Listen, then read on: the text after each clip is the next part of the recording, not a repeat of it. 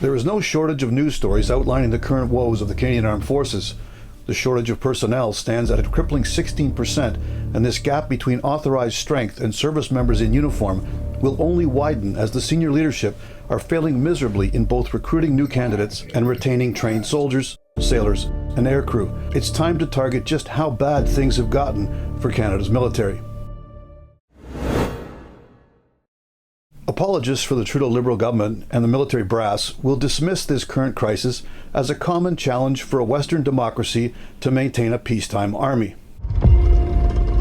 However, with the Russian invasion of Ukraine still raging in Europe, Gaza and the West Bank aflame in the Middle East, and Houthi pirates running amok in the Red Sea, these can hardly be considered peaceful times. In fact, the demand for CAF combat instructors to train the armed forces of Ukraine in the UK and Poland, plus the crunch of maintaining a forward-deployed battle group permanently in Latvia as a NATO deterrent to further Russian aggression, the Canadian Army is hard-pressed to conduct the necessary training in Canada for any would-be recruits. This year marks the 100th anniversary of the Royal Canadian Air Force. The occasion will be marked with pomp and ceremony, parades, gala balls, and commemorative photo books.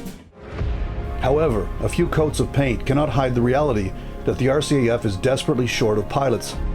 Programs have been initiated to encourage trained pilots from allied nations to immigrate with their families, complete with hefty signing bonuses in order to plug the gaps in the flight line. Experienced RCAF pilots are being encouraged to keep their uniforms handy and enlist in the reserves, just in case the civilian airline businesses take a downturn and they need to slide back into their old cockpits.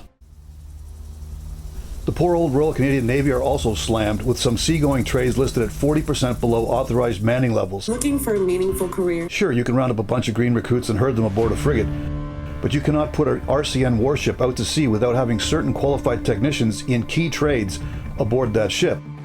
It was recently announced that an annual operational two-ship RCN commitment to the seas off West Africa was aborted for want of trained crew.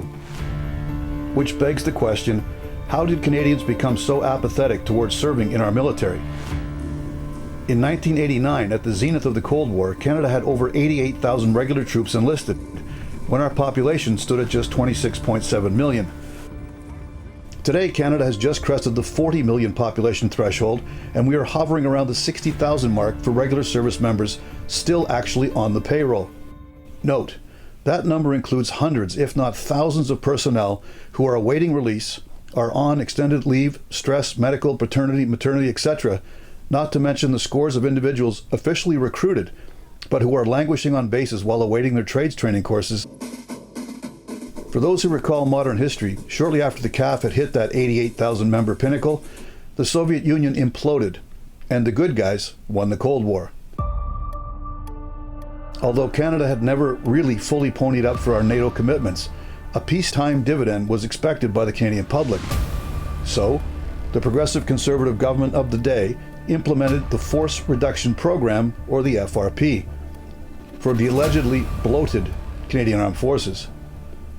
Under the terms of the FRP, from April 1992 to March 1998, military personnel were offered lucrative incentives in order to take early retirement. Naturally enough, D&D bureaucrats botched this up by overpaying members for their unused leave, and then they callously clawed it back once Treasury Board realized D&D had not conformed to the official guidelines. But the members were by now out of uniform and on Civvy Street. An estimated 10,500 CAF veterans took advantage of the FRP. It's hard to imagine that just 30 short years ago, the Canadian military could not get rid of personnel fast enough, and of course in their keen desire to thin out the ranks, recruiting courses were suspended. Action stations, action stations. That created its own set of difficulties in the years to come, as the CAF literally had no privates, the rank level. The aging out of Canada's military equipment is fodder for another video, but relief is on the order books in the form of 88 purchased CF-35 Joint Strike Fighters and 15 Canadian surface combatants for the RCN. The real challenge will be to ensure that there will be enough people left in uniform to actually get to use them. This has been On Target. I'm Scott Taylor.